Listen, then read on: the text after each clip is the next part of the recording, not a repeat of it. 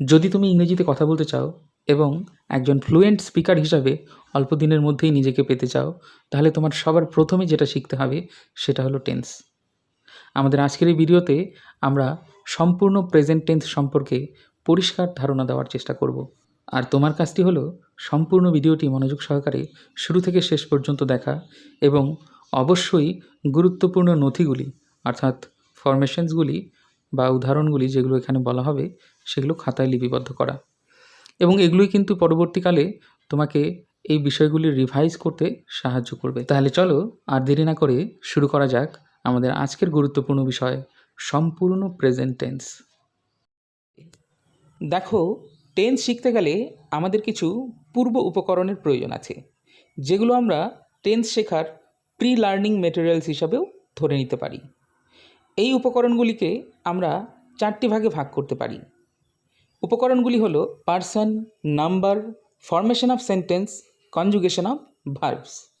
এই 4টি বিষয় সম্পর্কে তোমাদের অবশ্যই অনেক ডিটেলসে জানতে হবে, কিন্তু যেহেতু আমরা একটি ভিডিওর মাধ্যমেই টেন্স শেখার চেষ্টা করছি, তাই আমি চেষ্টা করব অতি সংক্ষেপে বিষয়গুলিকে তোমাদের সামনে তুলে ধরতে। এখানে আমাদের প্রথম বিষয়টি হলো পার্সন। পার্সন শব্দটির বাংলা অর্থ হলো ব্যক্তি বা পুরুষ। পার্সনকে আমরা 3 ভাগে ভাগ করতে পারি: first person, second person, third person. First person কথাটির বাংলা অর্থ হলো উত্তম পুরুষ, সেকেন্ড পার্সন কথাটির বাংলা অর্থ মধ্যম পুরুষ, আর থার্ড পার্সন প্রথম পুরুষ। এখানে ফার্স্ট পার্সন হলো আই, উই অর্থাৎ আমি, আমরা। Second person you, you. এবার তোমরা হয়তো বলতে পারো এখানে দুটো ইউ কেন? তোমাদের মনে রাখতে হবে প্রথম ইউটি হলো তুমি এবং দ্বিতীয় ইউটির অর্থ হলো তোমরা, তাই এখানে দুটি ইউ আছে।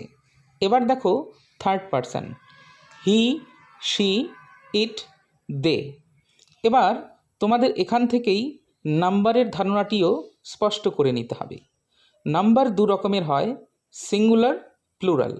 সিঙ্গুলার অর্থাৎ একজন ব্যক্তি অথবা কোনো বস্তুকে বোঝাবে, আর প্লুরাল অর্থাৎ একের বেশি বস্তু বা ব্যক্তিকে বোঝাবে। এখানে আমরা ফার্স্ট পার্সনে সিঙ্গুলার নাম্বার অর্থাৎ আই আমাকে বোঝাচ্ছে, আমি একজন ব্যক্তি। আবার দেখো উই অর্থাৎ আমরা অর্থাৎ একের বেশি ব্যক্তিকে বোঝাচ্ছে। ঠিক একই রকমভাবে দুটো ইউয়ের মধ্যে প্রথমটি সিঙ্গুলার এবং পরেরটি প্লুরাল। আর থার্ড পার্সনের ক্ষেত্রেও হি, শি, ইট সিঙ্গুলার এবং দে প্লুরাল নাম্বারের কাজ করছে। আশা করি পার্সনের বিষয়টা তোমাদের কাছে স্পষ্ট হলো। এবার আমাদের পরের বিষয় হলো ফরমেশন অফ সেন্টেন্স। দেখো, আমরা বাঙালি, আমরা যেমন বাংলা ভাষায় কথা বলি তেমনি ইংরেজি ভাষাতেও কথা বলার চেষ্টা করি। তাই আমাদের বাংলা ভাষার ফরমেশনের পাশাপাশি ইংরেজি ভাষার ফরমেশনটাও অর্থাৎ গঠনটাও ভালো করে জেনে নিতে হবে। এবার এখানে ভালো করে লক্ষ্য করে দেখো, বাংলা ভাষার গঠনে এখানে বলা আছে প্রথমে কর্তা, যাকে আমরা ইংরেজিতে এস বলি, তারপর কর্ম, যাকে আমরা ইংরেজিতে অবজেক্ট বলি, এবং তারপর ক্রিয়া, যাকে আমরা ইংরেজিতে ভার্ব বলি। তাহলে এখানে গঠনটি দাঁড়ালো কর্তা, কর্ম, ক্রিয়া। ইংরেজিতে যদি বলি তাহলে সাবজেক্ট, অবজেক্ট, ভার্ব। এবার তারপর লক্ষ্য করো ইংরেজি ভাষার ফরমেশনটাতে কি বলা আছে। ইংরেজিতে প্রথমে আমরা দেখতে পাচ্ছি এখানে সাবজেক্ট, যাকে আমরা বাংলায় কর্তা বলি, তারপর ভার্ব, বাংলায় ক্রিয়া, এবং অবজেক্ট শেষে অর্থাৎ কর্ম। এবার ওপরের উদাহরণটি ভালো করে লক্ষ্য করো। এখানে বলা আছে আমি ভাত খাই। এখানে কর্তা হলো আমি, কর্ম ভাত এবং ক্রিয়া খাই। বাক্যের শুরুতে উপস্থিত থেকে যে কোনো কাজ করে অথবা যার সম্পর্কে কিছু বলা হয় তাকে কর্তা বলে। বাক্যের মাঝে উপস্থিত থাকে যে শব্দটি কর্তা কী কাজ করে সেটা বোঝায় তাকে কর্ম বলে। আর কোনো কিছু করা অথবা হওয়া বোঝালে অথবা আছে বোঝালে তাকে ক্রিয়া বলে। এবার নিচের ইংরেজি বাক্যের উদাহরণটির দিকে লক্ষ্য করো। এখানে বলা আছে আই ইট রাইস। ঠিক একই রকমভাবে আমরা এখানে আইকে সাবজেক্ট বলবো, ইট খাওয়া হচ্ছে তাই একে ভার্ব বলবো, এবং রাইস এই শব্দটি দ্বারা কর্তা কি করছে তা বোঝাচ্ছে তাই একে আমরা অবজেক্ট বলবো। আশা করি তোমরা পুরো বিষয়টি স্পষ্টভাবে বুঝতে পেরেছ। এবারে আসা যাক সবচেয়ে গুরুত্বপূর্ণ কথায়, কনজুগেশন অফ ভার্বস, অর্থাৎ ক্রিয়ার গঠনকেই আমরা কনজুগেশন অফ ভার্বস বলে থাকি। সাধারণত কনজুগেশন অফ ভার্বস 5 প্রকারের হয়ে থাকে, কিন্তু টেন্স শেখার জন্য এখন আমাদের 3 প্রকার শিখলেই চলবে, যাকে আমরা বলছি ভার্ব 1, ভার্ব 2, ভার্ব 3। ভার্ব 1কে বলা হয় প্রেজেন্ট ফর্ম, ভার্ব 2কে বলা হয় পাস্ট ফর্ম, আর ভার্ব 3কে বলা হয় পাস্ট পার্টিসিপল ফর্ম।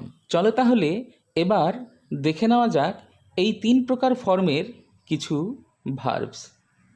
দেখো এখানে 3টি ভার্বের কথা বলা হয়েছে। প্রথমে আছে গো, তারপর মেক, তারপর টেক।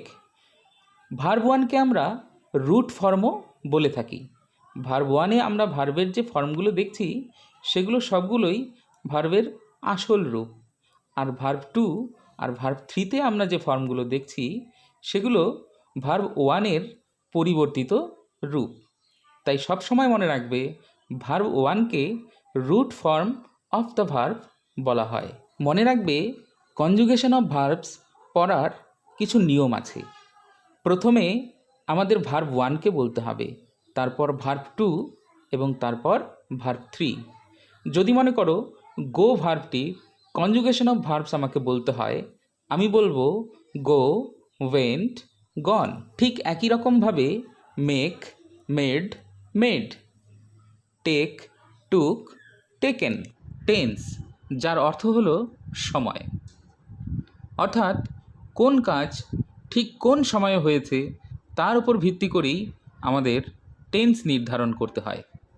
টেন্সকে আমরা সাধারণত 3টি ভাগে ভাগ করতে পারি, যেমন পাস্ট টেন্স, প্রেজেন্ট টেন্স আর ফিউচার টেন্স। পাস্ট টেন্স অর্থাৎ অতীতকাল, প্রেজেন্ট টেন্স অর্থাৎ বর্তমানকাল এবং ফিউচার টেন্স অর্থাৎ ভবিষ্যৎকাল।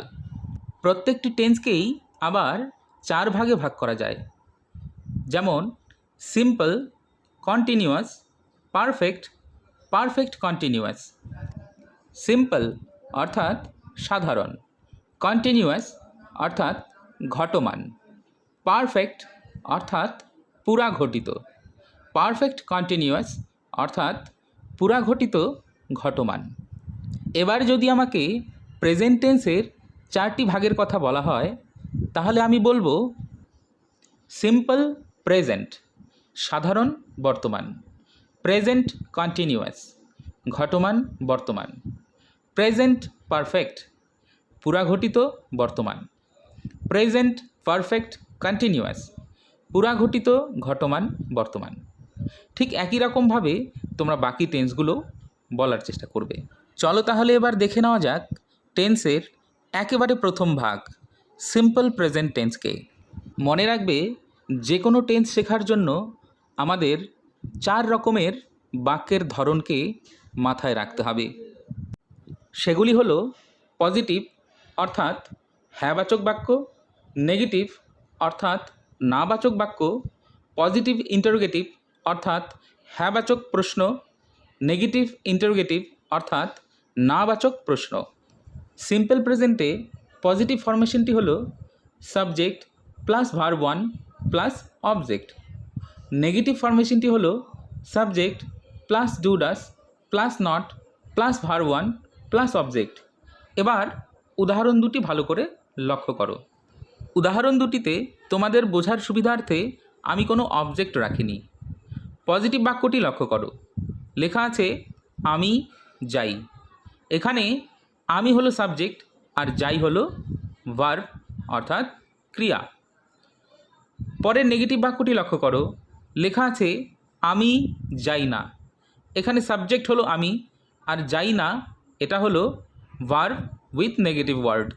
বাক্যটি ইংরেজিতে ব্যবহার করার জন্য আমাদের প্রথমে সাবজেক্ট এবং তারপর ভার্ব ওয়ানকে ব্যবহার করতে হবে। তাহলে লিখব আই গো। এবারে নেগেটিভ বাক্যটি ভালো করে লক্ষ্য করো। আমি যাই না। নিয়ম অনুসারে এখানে আমাদের প্রথমে সাবজেক্ট অর্থাৎ আমি এর ইংরেজিটা লিখতে হবে। তাহলে আমাদের লেখা উচিত আই প্রথমে, তারপর ডু অথবা ডাজ এই দুটি ওয়ার্ডের মধ্যে এই দুটিকে এখানে হেল্পিং বা অক্সিলারি হিসেবে ব্যবহার করা হয়েছে, যাকে আমরা বাংলায় সাহায্যকারী ক্রিয়াও বলে থাকি। তো নেগেটিভ ওয়ার্ড ব্যবহার করতে হলে আমাদের এই ধরনের হেল্পিং ব্যবহার করতে হয়। তাই এখানে আমরা ডু শব্দটিকে ব্যবহার করব এবং তারপর নট এবং তারপর ভার্ব ওয়ান। তাহলে আমরা লিখব আই ডু নট গো। এবারে চলো দেখে নেওয়া যাক ইন্টারোগেটিভ ফরমেশনসগুলো কী আছে। Positive interrogative, do does plus subject plus verb one plus object. Negative interrogative, do does plus subject plus not plus verb one plus object. Positive ইন্টারোগেটিভে বাংলা বাক্যটি লক্ষ্য করো, লেখা আছে আমি কি যাই। তাহলে এই বাক্যটি ইংরেজিতে ট্রান্সলেট করতে হলে আমাদের প্রথমে হেল্পিং নিতে হবে, সেটা হলো ডু অথবা ডাজের মধ্যে একটি। এখানে আমরা ডু শব্দটিকে নেব, তারপর সাবজেক্ট অর্থাৎ আমি শব্দটির ইংরেজি বসাতে হবে, অর্থাৎ আমার লেখা উচিত ডু আই গো। ঠিক একই রকমভাবে নেগেটিভ ফরমেশনে আমি লিখব ডু আই নট গো। বিষয়টিকে আরও ভালো করে স্পষ্ট করার জন্য কিছু উদাহরণ দেখে নাও। সিম্পল প্রেজেন্টে পজিটিভ বাক্যে আমি বলবো ফার্স্ট পার্সনকে ব্যবহার করে আই গো, সেকেন্ড পার্সনকে ব্যবহার করে বলবো ইউ গো, থার্ড পার্সনকে ব্যবহার করে বলবো হি গোস। এখানে যদি তোমরা সাবজেক্টগুলো লক্ষ্য করো তাহলে দেখবে সবগুলো সাবজেক্টই সিঙ্গুলার নাম্বারে রয়েছে। এখানে হি গোস এমন হলো কেন? স্বাভাবিকভাবেই মনে প্রশ্ন জাগতে পারে। মনে রাখবে সিম্পল প্রেজেন্ট টেন্সে third person singular number subject হলে সবসময় ভার্বের সঙ্গে এস অথবা ই এস জুড়ে দিতে হয়, আর সেই কারণেই এখানে গো শব্দের শেষে ই এস হয়ে তৈরি হয়ে গেছে গোস। এবারে নেগেটিভ বাক্যগুলো ভালো করে লক্ষ্য করো। ফার্স্ট পার্সন সাবজেক্টকে ব্যবহার করে বলা হয়েছে I do not go, second পার্সনে বলা হয়েছে you do not go, third person singular number subject যখনই চলে এলো তখনই আমাদের বলতে হচ্ছে হি ডাজ নট গো। এবারে গো শব্দটির সঙ্গে কোনো ইএস যুক্ত হয়নি, বরং সেই ইএস হেল্পিং ডু এর সঙ্গে জুড়ে গিয়ে ডাজ হয়ে সাবজেক্টের পরে বসে গেছে। এরকম আমাদের মনে রাখতে হবে সাবজেক্ট যখনই থার্ড পার্সন সিঙ্গুলার অর্থাৎ হি, শি, ইট এই তিনটি বিষয়ে আসবে, অথবা যে কোনো noun third person singular number যদি হয় তারা যদি সাবজেক্ট হিসাবে সেন্টেন্সের প্রথমে বসে, সিম্পল প্রেজেন্ট টেন্সে সবসময় হেল্পিং হিসেবে ডাজ শব্দটিকে ব্যবহার করতে হবে, অথবা ভার্বের সাথে পজিটিভ সেন্টেন্সে এসিএস যোগ করতে হবে। এবার দেখে নেওয়া যাক নেগেটিভ ইন্টারোগেটিভ সেন্টেন্সে আমরা যদি এই বাক্যগুলি ব্যবহার করি তাহলে আমরা কিভাবে বলবো। আমাদের বলতে হবে ডু আই নট গো, আমি কি যাই না। ডু ইউ নট গো, তুমি কি যাও না। ডাজ শি নট গো, সে কি যায় না। আবার পজিটিভ ইন্টারোগেটিভে বলবো ডু আই গো, আমি কি যাই। ডু ইউ গো, তুমি কি যাও। ডাজ শি গো, সে কি যায়। এবারে আসি আরেকটি গুরুত্বপূর্ণ প্রশ্নে। ইংরেজিতে তো আমরা সিম্পল প্রেজেন্ট টেন্সকে বুঝে নিলাম, এবারে প্রশ্ন হলো বাংলায় আমরা সিম্পল প্রেজেন্ট টেন্সকে কীভাবে চিনব সেটা বোঝার জন্য বাংলা শব্দটিকে ভালো করে লক্ষ্য করো। এখানে ভার্ব ওয়ান অর্থাৎ রুট ফর্মকে ব্যবহার করে করা ক্রিয়াটিকে আমি নিয়ে এসেছি। এই করা ক্রিয়াটিকে যদি আমি সিম্পল প্রেজেন্ট টেন্সে পার্সন অনুসারে বলি তাহলে আমাকে বলতে হবে আমি করি, আমরা করি, তুমি করো, তোমরা করো, সে করে, তারা করে। ঠিক একই রকমভাবে যদি যাওয়া ক্রিয়া দিয়ে আমাকে বলতে হয় তাহলে আমি বলবো আমি যাই, আমরা যাই, তুমি যাও, তোমরা যাও, সে যায়, তারা যায়। ঠিক একই রকমভাবে যদি নেওয়া ক্রিয়া দিয়ে আমাকে বলতে হয় তাহলে আমি বলবো আমি নিই, তুমি নাও, সে নেয়। আশা করি সিম্পল প্রেজেন্ট টেন্সের পুরো বিষয়টি তোমাদের কাছে স্পষ্ট হয়েছে। প্রেজেন্ট কন্টিনিউয়াসের দ্বারা আমরা বুঝতে পারি একটু আগে কোনো কাজ শুরু হয়েছে যা কিনা এখনও চলছে। এবারে প্রেজেন্ট কন্টিনিউয়াসের ফরমেশনসগুলি দেখে নাও।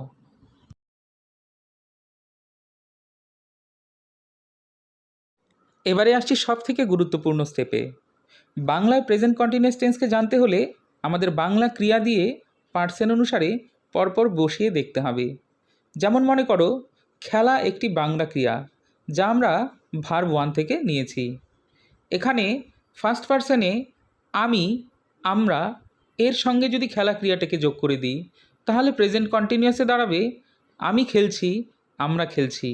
সেকেন্ড পার্সনে তুমি খেলছো, তোমরা খেলছো। থার্ড পার্সনে সে খেলছে, তারা খেলছে, রাম খেলছে, এরকম বোঝাবে। এবারে বাংলা পজিটিভ সেন্টেন্সগুলিকে লক্ষ্য করো। প্রেজেন্ট কন্টিনিউয়াসের পজিটিভ ফরমেশনসকে ব্যবহার করে আমরা এই বাক্যগুলিকে ইংরেজিতে ট্রান্সলেট করব। ফরমেশনে প্রথমে আমাদের সাবজেক্টকে ব্যবহার করতে হবে। আর ইতিমধ্যে আমরা নিশ্চয়ই এই বাক্যগুলির সাবজেক্ট, অবজেক্ট ও ভার্বকে চিনে ফেলেছি। প্রথমে সাবজেক্ট আই, তারপর অ্যাম ইজ আর এর মধ্যে যে কোনো একটি হেল্পিংকে আমাদের চুজ করতে হবে। তো এখানে আই সাবজেক্ট হলে সবসময় আমরা অ্যাম হেল্পিংকে ব্যবহার করব। তাহলে আমি লিখব আই অ্যাম। তারপর খেলা অর্থাৎ ভার্ব 1 এর সঙ্গে আইএনজি যোগ করতে হবে। আর আমরা জানি খেলার ইংরেজি হলো প্লে, তার সঙ্গে আইএনজি করলে হবে প্লেয়িং। আর শেষে অবজেক্ট ফুটবল। তাহলে পুরো বাক্যটি গিয়ে দাঁড়ালো আই অ্যাম প্লেয়িং ফুটবল। ঠিক একই রকমভাবে আমরা লিখব you are playing football, he is playing football. ঠিক একই রকমভাবে নেগেটিভ ফরমেশনসকে ব্যবহার করে নেগেটিভ বাক্যগুলো ট্রান্সলেট করার সময় আমরা বলবো আমি ফুটবল খেলছি না, I am not playing football. তুমি ফুটবল খেলছো না, you are not playing football. সে ফুটবল খেলছে না, he is not playing football. এবার সিম্পল ও কন্টিনিউয়াস টেন্সের একই রকম বাক্যগুলিকে ইংরেজিতে ট্রান্সলেট করলে কি হবে একবার দেখে নাও। তারা রাস্তায় হাঁটে, আমি লিখব they walk on the street. তারা রাস্তায় হাঁটছে, they are walking on the street. তারা এখানে আসে, দে কাম হেয়ার। তারা এখানে আসছে, দে আর কামিং হেয়ার। তারা বিশ্রাম নেয়, দে টেক রেস্ট। তারা বিশ্রাম নিচ্ছে, দে আর টেকিং রেস্ট। মনে রাখবে প্রেজেন্ট পারফেক্ট টেন্সের দ্বারা কাজের এমন এক সময়কে বোঝায় যা কিনা অতীতকালে শুরু হয়েছিল এবং বর্তমানকালে এসে অসম্পূর্ণভাবে শেষ হয়েছে। এই কারণেই প্রেজেন্ট পারফেক্ট টেন্সকে কিন্তু আনফিনিশড টাইমও বলা হয়ে থাকে। এবারে প্রেজেন্ট পারফেক্ট টেন্স শেখার জন্য আমাদের যে ফরমেশনসগুলি প্রয়োজন হবে সেগুলো একবার ভালো করে দেখে নাও। এবার চলো কিছু বাংলা উদাহরণের সাহায্যে বিষয়টাকে প্রথমে বাংলায় বুঝে নেওয়ার চেষ্টা করি। এখানে বাংলা ক্রিয়াটিকে ভালো করে লক্ষ্য করো। এখানে বাংলা ক্রিয়াটি হলো যাওয়া। এই যাওয়া ক্রিয়াটিকে যদি আমরা প্রেজেন্ট পারফেক্ট টেন্সে ব্যবহার করি তাহলে পার্সন অনুসারে আমাদের বলতে হবে আমি গিয়েছি, আমরা গিয়েছি। তুমি গিয়েছো, তোমরা গিয়েছো। সে গিয়েছে, তারা গিয়েছে। এখানে যে বাংলা বাক্যগুলি ব্যবহার করা হয়েছে সবগুলি বাক্যই ইতিবাচক অবস্থায় আছে, তাই আমরা পজিটিভ ফরমেশনটিকে ব্যবহার করব। তাহলে বাক্যটি ট্রান্সলেট করার জন্য প্রথমে আমাদের সাবজেক্টকে নিতে হবে, যা বাংলা বাক্যে আমি শব্দটি দ্বারা বোঝাচ্ছে। এবার আমরা লিখব আই, তারপর হ্যাভ অথবা হ্যাজের মধ্যে যে কোনো দুটি হেল্পিংয়ের একটিকে ব্যবহার করতে হবে। আমরা জানি আই সাবজেক্ট হলে সবসময় হ্যাভ হেল্পিংটিকে ব্যবহার করতে হয়, তাহলে আমাদের লিখতে হবে আই হ্যাভ। এবার যাওয়া এই ক্রিয়াটি ইংরেজিতে কনজুগেশন অফ ভার্বের মধ্যে আমরা যদি থার্ড ফর্মটি খুঁজি তাহলে পাবো গন। তাহলে এবার আমাদের লিখতে হবে গন। এবার পুরো বাক্যটি ইংরেজিতে ট্রান্সলেট হওয়ার পর দাঁড়ালো আই হ্যাভ গন। আশা করি পুরো বিষয়টা তোমাদের কাছে খুব ভালোভাবে স্পষ্ট হয়েছে। ঠিক একই রকমভাবে পরের বাক্যগুলি যদি আমরা ইংরেজিতে ট্রান্সলেট করি তাহলে দাঁড়াবে তুমি গিয়েছো, ইউ হ্যাভ গন। সে গিয়েছে, হি হ্যাজ গন। এখানে ভালো করে মনে রাখবে সাবজেক্ট যখন third person and singular number হবে তখন আমরা হ্যাভ ও হ্যাজ এই দুটি হেল্পিংয়ের মধ্যে হ্যাজ হেল্পিংটিকেই ব্যবহার করব। এখানে দেখো he third person and singular নাম্বারের সাবজেক্ট, তাই আমরা তার সঙ্গে হ্যাজ হেল্পিংটিকে ব্যবহার করেছি। এবারে চলো দেখে নেওয়া যাক কিছু নেগেটিভ সেন্টেন্সের উদাহরণ। দেখো, ফরমেশন অনুসারে নেগেটিভ সেন্টেন্স তৈরি করতে হলে আমাদের প্রথমে সাবজেক্ট, তারপর হ্যাভ হ্যাজ, তারপর নেগেটিভ ওয়ার্ড নটকে ব্যবহার করতে হবে, আর তারপর ভার্ব 3 এবং অবজেক্ট। আর এখানে আরেকটি বিষয় ভালো করে লক্ষ্য করে দেখো, এখানে যে বাংলা বাক্যগুলি দেওয়া আছে তার নেগেটিভ ওয়ার্ড হিসাবে শেষে কিন্তু নি শব্দটি যুক্ত হয়েছে। আর অন্য কোনো টেন্সেই কিন্তু নেগেটিভ করার ক্ষেত্রে বাংলা ক্রিয়ার সাথে নি যুক্ত হয় না। একমাত্র পারফেক্ট টেন্সেই, সেটা পাস্ট টেন্স হোক, ফিউচার টেন্স হোক বা অন্য যে কোনো টেন্সই হোক না কেন, নেগেটিভ করার ক্ষেত্রে পারফেক্ট টেন্সে বাংলা ক্রিয়ার সাথে নি যুক্ত হবে। এবারে ফরমেশন অনুসারে আমরা এর ইংরেজি ট্রান্সলেশনগুলিতে বলবো, আমি যাইনি, আই হ্যাভ নট গন; তুমি যাওনি, ইউ হ্যাভ নট গন; সে যায়নি, হি হ্যাজ নট গন। আশা করি পুরো বিষয়টি তোমাদের কাছে একেবারে জলের মতো পরিষ্কার হয়ে গেছে। এবারে চলো দেখে নেওয়া যাক কিছু positive interrogative questions. Positive interrogative কোয়েশ্চেনে এখানে প্রথমে বলা আছে, আমি কি গিয়েছি, আমরা কি গিয়েছি, তুমি কি গিয়েছো, তোমরা কি গিয়েছো, সে কি গিয়েছে, তারা কি গিয়েছে। এই বাক্যগুলি ওপরের ফরমেশন থেকে যদি আমরা ট্রান্সলেট করি তাহলে আমি লিখব, আমি কি গিয়েছি, হ্যাভ আই গন; তুমি কি গিয়েছো, হ্যাভ ইউ গন; সে কি গিয়েছে, হ্যাজ হি গন। আশা করি বিষয়টা বুঝতে পারলে। এবারে চলো সিম্পল প্রেজেন্ট ও প্রেজেন্ট কন্টিনিউয়াসের সাথে প্রেজেন্ট পারফেক্টকে মিলিয়ে একটু শেখার চেষ্টা করি, তাহলে বিষয়ের ধারণাটা আমাদের সামনে আরেকটু স্পষ্ট হতে পারে। দেখো, এখানে আমি 3টি বাক্য লিখেছি। 3টি বাক্য কিন্তু আলাদা আলাদা সময়কে প্রকাশ করছে। প্রথমে বলা আছে সিম্পল, আমি যাই; কন্টিনিউয়াস, আমি যাচ্ছি; এবং পারফেক্ট, আমি গিয়েছি। এখানে থাকা সবগুলি বাক্যই পজিটিভ সেন্টেন্স। তাই পজিটিভ সেন্টেন্সের ফরমেশন অনুসারে যদি আমরা বাক্যগুলিকে ওই টেন্সের নির্দিষ্ট ফরমেশন দিয়ে ট্রান্সলেট করি তাহলে আমাদের বলতে হবে, আমি যাই, আই গো; আমি যাচ্ছি, আই অ্যাম গোয়িং; আমি গিয়েছি, আই হ্যাভ গন।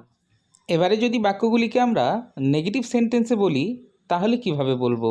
বলবো, আমি যাই না, আই ডু নট গো; আমি যাচ্ছি না, আই এম নট গোয়িং; আমি যাইনি, আই হ্যাভ নট গন। এবারে যদি পুরো ক্লাসের বিষয়টা পুরোপুরি বুঝে থাকো, কোনো আর ডাউট না থেকে থাকে, তাহলে সিম্পল প্রেজেন্ট ও প্রেজেন্ট কন্টিনিউয়াস টেন্সে এই বাক্যগুলি ট্রান্সলেট করবে এবং প্রেজেন্ট পারফেক্ট টেন্সে এই বাক্যটি কী হবে তা কমেন্টে জানাবে। প্রেজেন্ট পারফেক্ট কন্টিনিউয়াস, যার বাংলা অর্থ হলো পুরাঘটিত ঘটমান বর্তমান। অর্থাৎ প্রেজেন্ট পারফেক্ট কন্টিনিউয়াস টেন্স বলতে আমরা ক্রিয়ার এমন এক সময়কে বুঝি যা কিনা অতীতকালে শুরু হয়েছিল, বর্তমানকালে চলছে এবং ভবিষ্যতেও চলবে। এবারে চলো দেখে নেওয়া যাক প্রেজেন্ট পারফেক্ট কন্টিনিউয়াস টেন্স শেখার জন্য আমাদের কি কি ফরমেশনের প্রয়োজন হবে। প্রথমে ফরমেশনটিকে ভালো করে লক্ষ্য করো। পজিটিভ ফরমেশনে এখানে প্রথমে সাবজেক্টকে ব্যবহার করতে হবে, তারপর হ্যাভ হ্যাজ এবং তারপর বিন, এবং ভার্ব 1-এর সঙ্গে আইএনজি যোগ করতে হবে, প্লাস অবজেক্ট। এবং সবথেকে গুরুত্বপূর্ণ বিষয় হচ্ছে এখানে টাইম রিলেটেড প্রিপোজিশনসগুলোকে ব্যবহার করতে হবে, যেগুলো সিন্স, ফর, ফ্রম, টিল ইত্যাদি শব্দ দিয়ে ফরমেশনে দেখানো হয়েছে। আর তাছাড়াও সবার শেষে অবশ্যই টাইম রিলেটেড ওয়ার্ডসকে ব্যবহার করতে হবে। তাহলে চলো কিছু উদাহরণের সাহায্যে বিষয়টি ভালো করে বুঝে নেওয়া যাক। বাংলা বাক্যটি ভালো করে লক্ষ্য করো। এখানে বলা আছে, আমার ভাই সকাল থেকে বই পড়ছে। বাক্যটিতে সাবজেক্ট হলো আমার ভাই, সকাল থেকে এখানে টাইম রিলেটেড ওয়ার্ডস, আর বই হলো এই বাক্যের অবজেক্ট, আর ক্রিয়া হচ্ছে পড়ছে। তাহলে এই বাংলা বাক্যটিকে আমরা যদি ইংরেজিতে ট্রান্সলেট করতে চাই তাহলে ফরমেশন অনুসারে প্রথমে আমাদের সাবজেক্টকে ব্যবহার করতে হবে, যা বাংলা বাক্যে আমার ভাই দ্বারা বোঝানো হচ্ছে। তাহলে আমরা লিখব মাই ব্রাদার। তারপর হ্যাভ অথবা হ্যাজের মধ্যে যে কোনো একটি হেল্পিংকে আমাদের ব্যবহার করতে হবে। তো এখানে my brother third person and singular number হওয়ার কারণে আমরা হ্যাজ হেল্পিংটিকে ব্যবহার করব। তাহলে হলো মাই ব্রাদার হ্যাজ। তারপর ফরমেশন অনুসারে আমাদের বিন ব্যবহার করতে হবে। তাহলে হলো মাই ব্রাদার হ্যাজ বিন, আর তারপর ভার্ব ওয়ান আইএনজি, অর্থাৎ পড়ছে শব্দটিকে যদি আমরা ইংরেজিতে বলি তাহলে বলবো রিড, তার সঙ্গে আইএনজি অর্থাৎ রিডিং, এবং তারপর অবজেক্ট বই, অর্থাৎ ইংরেজিতে বলবো বুক। এবং এরপর আমাদের গুরুত্বপূর্ণ প্রিপোজিশনসগুলির ব্যবহার আসবে, যেখানে সিন্স, ফর, ফ্রম, টিল ইত্যাদি যে তিনটি প্রিপোজিশনস আছে এবং কম্বাইন্ড প্রিপোজিশন শেষে ফ্রম আর টিল আছে, তো এগুলো আমরা কোথায় কখন ব্যবহার করব ভালো করে বুঝে নেওয়ার চেষ্টা করো। মনে রাখবে, টাইম রিলেটেড সময়টা যখন কোনো নির্দিষ্ট সময় বোঝাবে কিন্তু সেই সময়টা কোনো সংখ্যা দ্বারা বোঝাবে না। যেমন মনে করো এখানে সকাল থেকে একটি টাইম রিলেটেড সময় দেওয়া আছে, কিন্তু এই সকাল থেকে বুঝতে আমরা কিন্তু সংখ্যা দ্বারা কোনো সময় বুঝি না, যেমন 1 ঘন্টা, 2 ঘন্টা বা 3 ঘন্টা বা 1 দিন, 1 বছর, 1 মাস ইত্যাদি বিভিন্ন যে সময়গুলি আছে যেখানে সংখ্যা ব্যবহার করতে হয়, এখানে তা ব্যবহার করতে হয়নি। তাই এক্ষেত্রে আমরা সিন্স প্রিপোজিশনটি ব্যবহার করব। তাহলে আমরা লিখব my brother has been reading book since morning. তাহলে আশা করি পুরো বিষয়টি একেবারে তোমাদের কাছে স্পষ্ট হয়ে গেছে। এবারে চলো বাকি উদাহরণগুলির সাহায্যে বিষয়টাকে আর একটু স্পষ্ট করে নেওয়া যাক। এবারে এই বাংলা বাক্যটি ভালো করে লক্ষ্য করো। তোমাদের বোঝার সুবিধার্থে আমি বাংলা বাক্যটির মধ্যে পরিবর্তন করিনি, শুধুমাত্র এখানে টাইম রিলেটেড ওয়ার্ডসগুলোর মধ্যে পরিবর্তন করেছি। যেখানে আমরা আগের বাক্যটিতে সিন্স ব্যবহার করেছি, এখানে কিন্তু আর সিন্স ব্যবহার করলে চলবে না। এখানে আমরা টাইম রিলেটেড দুটি ওয়ার্ডসকে লক্ষ্য করছি, একটা হলো সকাল, আরেকটা দুপুর।